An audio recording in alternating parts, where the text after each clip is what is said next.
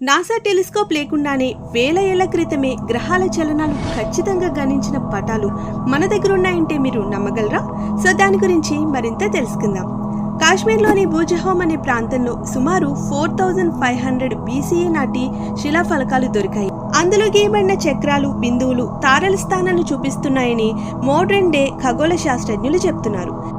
ఈ రాళ్లపై ఉన్న గుర్తులు ఏమిటంటే గ్రహాల కదలికలు, చంద్రుడి అక్షాలు, వర్షాకాలాల మార్పు లాంటి ఖచ్చితమైన ఖగోళ గణితాలను చూపిస్తున్నాయని IIT స్టూడెంట్ టీం ఒక స్పష్టమైన మోడల్గా రీడ్రా చేసింది. అయితే ఇక్కడ ఒక పెద్ద ప్రశ్న మిగిలిపోతుంది.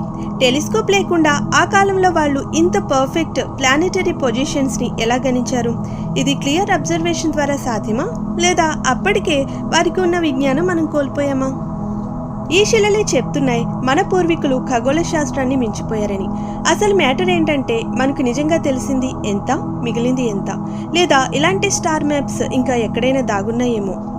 ఇదంతా కేవలం యాదృచ్ఛికమా, లేక మిస్టరీ వెనుక మరో చరిత్ర ఉందా? కామెంట్ చేయండి, మీ అభిప్రాయం చెప్పండి. Thanks for watching.